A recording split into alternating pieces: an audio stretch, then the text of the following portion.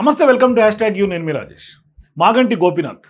So ఇప్పుడు Jubilee hills ఇప్పుడు current sitting MLA ఆయన అకాల మరణం తర్వాత ఇప్పుడు జూబ్లీ హిల్స్ నియోజకవర్గంలో ఎన్నికలు అనివార్యమైనటువంటి సందర్భం. మరి ఇట్లాంటి సందర్భాల్లో జూబ్లీ హిల్స్ గడ్డ ఖచ్చితంగా బీఆర్ఎస్ అడ్డా అనేది అందరికీ తెలిసింది. ఎందుకంటే వరుసగా ఆయన గెలుస్తూ వస్తూ ఉన్నారు.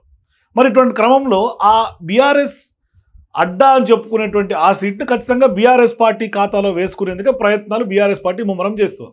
మరి ఈ నేపథ్యంలో మాగంటి గోపీనాథ్ ఆయన వాస్తవానికి కూడా ఏదో జూబ్లీ హిల్స్ ఎమ్మెల్యేనే కాదు, తనదైనటువంటి ఒక శైలిలో రాజకీయాలు చేసినటువంటి ఒక గొప్ప నాయకుడు అని చెప్పాలి. అంటే ప్రజా మనిషి, ఆ విధంగానే ప్రజల్లో ఒక మంచి పేరు సంపాదించుకున్నటువంటి గొప్ప వ్యక్తి. సో మాగంటి గోపీనాథ్ అనగానే అందరి ఇంట్లో సొంత ఇంటి మనుషుల్లాగా అందరూ కూడా ఫీల్ అయ్యే పరిస్థితి ఉండేది. అందరితో యాక్సెస్ ఉండేది. వాళ్ళ ప్రజా సమస్యలు తన సమస్యలుగా భావించి ఆయన అందరి ప్రాబ్లమ్స్ సాల్వ్ చేసి సమస్యలు తీర్చినటువంటి ప్రజానాయకుడు.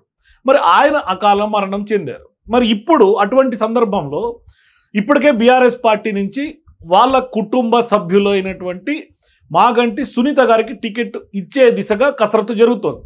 మనం గతంలో కూడా సర్వే వీడియోస్లో చెప్పాము అనేక సందర్భాల్లో. కానీ ఇక్కడ మాగంటి కుటుంబం మీద కుట్ర జరిగే పరిస్థితిలోకి వెళ్తున్నట్టుగా కనిపిస్తుంది. ఇప్పుడు జూబ్లీ హిల్స్లో ఒక రకంగా చెప్పాలంటే జూబ్లీ హిల్స్ బీఆర్ఎస్లో టికెట్ వార్ స్టార్ట్ అయింది. ఆయన చనిపోయి వారం కూడా అవ్వలేదు, అప్పటి నుంచే స్వార్థ రాజకీయాలతోటి కొంత టికెట్ యాస్పిరెంట్గా తెర మీదకి వచ్చారు ఆయన సోదరుడు అని చెప్పుకునే వజ్రనాథ్. ఇక్కడ అసలు గేమ్ స్టార్ట్ అయింది. సో ఇప్పుడు ఒక్కసారిగా ఆయన మరణం తర్వాత రాజకీయాలు ఒక్కసారిగా మారిపోయాయని చెప్పుకోవాలి. ఎందుకంటే అక్కడ ఖాళీ ఏర్పడినటువంటి ఆ స్థానాన్ని ఇప్పుడు చాలామంది అన్ని రాజకీయ పార్టీల్లో కూడా దాదాపుగా 10ల సంఖ్యలో ఆస్పిరెంట్స్ ఇవాళ జూబ్లీ హిల్స్ ఎమ్మెల్యే స్థానం కోసం పోటీ పడుతున్నారు. పోటీ పట్టమే కాదు, ఎమ్మెల్యే చనిపోయాడనే కనీస సానుభూతి లేకుండా, ఆ కుటుంబం మీద కూడా సానుభూతి లేకుండా, వాళ్ళ కుటుంబ సభ్యుల మీద కూడా సానుభూతి లేకుండా కుటుంబ సభ్యులే రాజకీయానికి ఒరిగట్టినటువంటి సంఘటన ఇక్కడ జరుగుతోంది. ఇప్పుడు దాని మీదే బీఆర్ఎస్ అధిష్టానం చాలా అత్యంత సీరియస్గా జూబ్లీ హిల్స్ నియోజకవర్గాన్ని గెలుపుని ఎంత సీరియస్గా తీసుకుందో వజ్రనాథ్ మీద కూడా అంతే సీరియస్గా కేటీఆర్ బీఆర్ఎస్ పార్టీ ఉన్నట్టుగా కనిపిస్తోంది. అందుకనే మొన్న వజ్రనాథ్ వెళ్ళి కేటీఆర్ గారిని, వర్కింగ్ ప్రెసిడెంట్ గారిని కలిస్తే వార్నింగ్ ఇచ్చినటువంటి సందర్భం. అంటే జరుగుతున్నటువంటి పరిణామాలు, చేస్తున్నటువంటి రాజకీయం అంతా జిగుప్స కలిగించేలాగా, అంటే కనీసం చనిపోయాడనే ఒక మానవత్వం లేకుండా పదవీ కాంక్షే ధ్యేయంగా ఒకరిపై ఒకరు ఆరోపణలు చేసుకుంటూ ప్రత్యారోపణలు చేసుకుంటూ కుటుంబాన్ని రోడ్డుకి ఇడ్చే ఒక పరిస్థితిలాగా మాగంటి పేరుకే చెడ్డ పేరు తీసుకొచ్చేలాగా సొంత సోదరుడు మాగంటి వజ్రనాథ్ చేస్తున్నటువంటి ఒక పెద్ద కుటిల రాజకీయం ఇది. నిజంగా ఈ కుళ్ళు రాజకీయం ఎమ్మెల్యే మాగంటి మృతి చెందిన తర్వాత వారం రోజులకే ప్రారంభమైందనే చెప్పాలి. మరీ దారుణంగా జనం ఇవాళ మాగంటి గోపీనాథ్ గారి సంబంధించి ఆయన చనిపోయిన తర్వాత ఇటువంటి టికెట్ వారు ఆ కుటుంబంలో వస్తుందని నిజంగా కూడా ఎవరు అనుకోవట్లే, జనం చీకొడుతున్నారు. ఇది టికెట్ వారని మనం అంటున్నాం, కానీ వారిని క్రియేట్ చేసింది వజ్రనాథే. ఎందుకంటే ఆయన భార్య సునీత గారికి క్లియర్గా టికెట్ ఇప్పటికే కన్ఫర్మ్ చేసేసింది బీఆర్ఎస్ అధిష్టానం. కానీ ఇతర నాయకుల్ని రెచ్చగొట్టడం, ఈయన వాళ్ళ ఇంట్లో కుటుంబ వ్యవహారాలన్నీ కూడా బయటికి తీసుకురావటం, పదవి కాంక్ష మోజులు, కనీస నైతిక విలువలను కూడా మర్చిపోయి ఇవాళ అసహ్యంగా బిహేవ్ చేస్తున్నటువంటి పరిస్థితి. మరోవైపు పెద్ద ఎత్తున ఇప్పుడు ఆయన మృతి చెందిన తర్వాత సహజంగానే ఒకటి సంతాప సభలు పెడుతుంటారు. ఆ సంతాప సభలతో రాజకీయం స్టార్ట్ చేశారు. మా అన్న కోరిక తీర్చడానికి నేను వచ్చా, మేమిద్దరు రామలక్ష్మణులు, ఇట్లా స్టేట్మెంట్స్ ఇవ్వటం, ఆయన దగ్గర ఉన్నటువంటి వాళ్ళందరినీ కూడా కొంత ఈయనను తిప్పుకోవటం, మొత్తం మాగంటి గారికి వెనకల నేనే ఉన్నా, జూబ్లీ హిల్స్లో మొదటి నుంచి నేనే ఉన్నా అని చెప్పుకోవటం. బీఆర్ఎస్ పార్టీలో అసలు మాగంటి గోపీనాథ్ గారు ఉన్నప్పుడు అసలు ఆయన పూర్తి స్థాయిలో రాజకీయంగా క్రియాశీలకంగా ఉన్న దాఖలాలు ఏవీ లేవు. ఇప్పుడు ఆయన చనిపోగానే ఈయన తెర మీదకి వచ్చేసి మొత్తం ఇక మీడియాలో హల్చల్ చేయటం, ఆఖరికి ఎంత స్థాయికి దిగజారిపోయారంటే సొంత మాగంటి గోపీనాథ్ గారి భార్య అయినటువంటి సునీతని ఆమెకు రాజకీయాలు తెలియవని, అసలు ఆడవాళ్ళు రాజకీయాల్లోకి వస్తే ఏంటి ఉపయోగం అని, రాజకీయం తెలియని వాళ్ళకి టికెట్ ఎట్లా ఇస్తారని టికెట్ నేనేం చెప్పుకుంటున్నటువంటి పరిస్థితి. అసలు ఏ పార్టీలో అయినా బీఆర్ఎస్ పార్టీ అయినా ఇంకో పార్టీలో అధిష్టాన నిర్ణయం టికెట్ అనే విషయం. అది వదిలిపెట్టి టికెట్ నేనే గెలుస్తా, నాకే టికెట్ అని కన్ఫర్మ్ చేశారని చెప్పుకోవటం, మహిళలకి రాజకీయాలు తెలియవని చెప్పడం, మహిళలు రాజకీయాలకు పనికిరారని చెప్పడం, ఇది ఎంతవరకు కరెక్టు?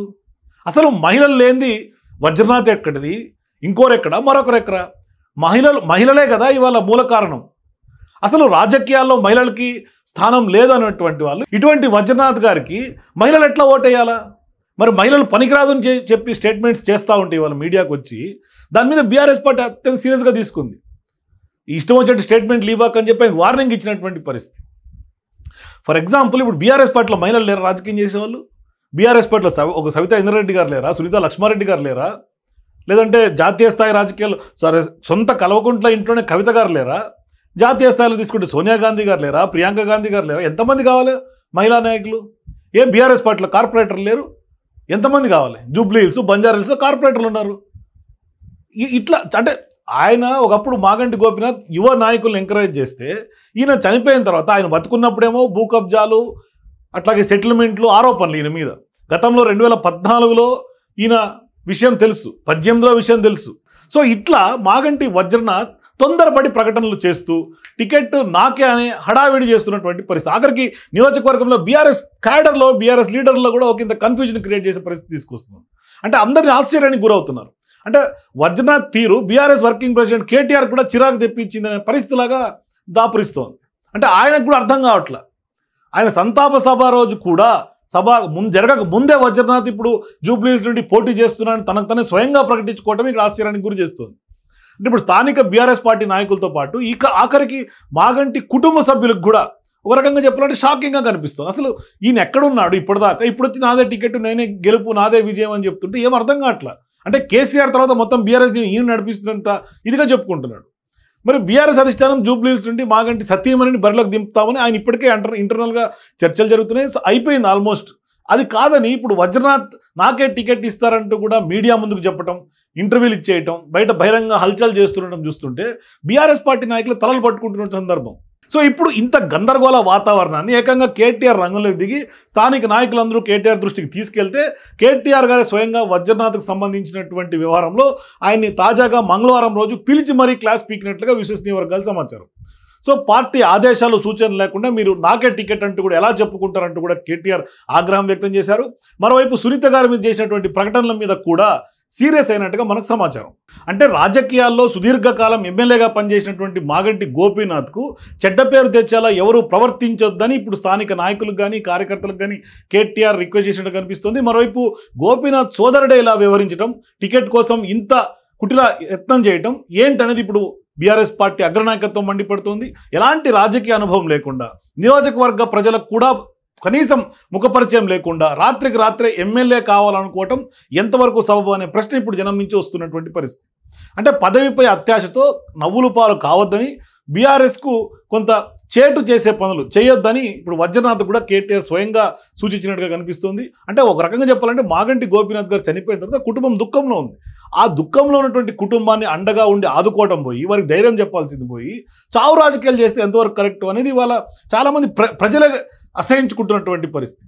అంటే ఇక్కడ లోకల్గా ఉన్నటువంటి వాళ్ళందరూ బీఆర్ఎస్ పార్టీ నాయకులతో రహస్య మంత్రాలు జరపడం, మాజీ ఎమ్మెల్యేలు మాజీ మంత్రుల దగ్గరికి తీసుకెళ్లి కేటీఆర్ గారిని కలవటం, ఇటువంటి రహస్య సమావేశాలు కూడా కావద్దు అంటూ కూడా కేటీఆర్ ఇప్పటికే ఒక గైడ్ లైన్స్ ఇచ్చినటువంటి సందర్భం. ఇప్పుడు రాత్రికి రాత్రే ఎమ్మెల్యే టికెట్ కోసం తెర మీదకి వచ్చి రాజకీయం చేస్తున్నటువంటి వజ్రనాథ్ గారికి గతంలో అంటే ఇప్పుడు ఈయన నియోజకవర్గంలో ముఖపరిచయం లేదు, నియోజకవర్గ ప్రజలకు పూర్తిగా తెలియదు, అన్నీ తానే నడుపుతున్నా అని చెప్పుకుంటున్నారు. కానీ ఆఖరికి ఒకసారి అంటే ఈయన గురించి తెలిసినటువంటి చరిత్ర ఏంటంటే నియోజకవర్గంలో 2014లో టీడీపీ ఆనాడు సీటు ఆ వ్యవహారంలో ఆనాడు రానివ్వకుండా అడ్డుకోవడానికి ప్రయత్నిస్తే కూడా అప్పట్లో జరిగినటువంటి స్టోరీ ఏంటంటే మాగంటి మొదటి భార్య అని కూడా మీడియా ముందు చెప్తాను అని బ్లాక్మెయిల్ మాగంటి గోపీనాథ్ గారిని చేస్తే కొంత సరే పోనీలే అని వదిలేసి ఈయనని దగ్గర పెట్టుకుంటే ఆ రోజు జరిగినటువంటి పరిస్థితి ఏంటి?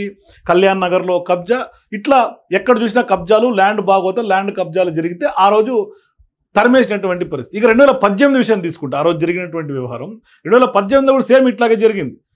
మరి ఇంత అప్పుడు కార్పొరేటర్ టికెట్లు ఇప్పిస్తామని చెప్పి మాగంటి గోపీనాథ్ గారి పేరుకి మచ్చ తెచ్చేలాగా ఈయన వ్యవహరించినటువంటి తీరుతో చాలామంది కార్పొరేటర్లు టికెట్ల కోసం డబ్బులు ఇచ్చామని ఆయనకే వచ్చి స్వయంగా చెప్తే అప్పుడు ఆయన్ని గెంటేసినటువంటి పరిస్థితి. ఇప్పుడేమో అంత వైర్యం ఉండి అంటే ఆయన పేరుకి మచ్చ తీసుకొచ్చే కార్యక్రమాలు ఎన్నో చేసి ల్యాండ్ కబ్జాలు, భూ సెటిల్మెంట్లు, ఫ్యాబ్రికేటెడ్ డాక్యుమెంట్స్ క్రియేట్ చేసి ఫోర్జరీలు, కోర్టు కేసులు, ఇన్ని వ్యవహారాలు నడుస్తుంటే ఇప్పుడు వచ్చి రామలక్ష్మణులు నేను మా అన్నకు మొత్తం నేనే అని ఈయన చెప్తున్నారు, మా సోదరుడికి మొత్తం నేనే అని చెప్తున్నాడు అంటే ఎట్లా ఇది అంటే రామలక్ష్మణులు అంటే ఇప్పుడు యాక్చువల్గా ఇక్కడ ఇంకొక స్టోరీ కూడా ఉంది. వీళ్ళు అంటే ఇది కుటుంబం, పూర్తిగా కుటుంబంకి సంబంధించినటువంటి అంశం. యాక్చువల్గా వజ్రనాథ్ సొంత సోదరుడు అయినప్పటికీ ఈయన 6వ కుమారుడు మాగంటి గోపీనాథ్ గారు. అంటే వాళ్ళ వరుసలో ఈయన 6వ వాడు.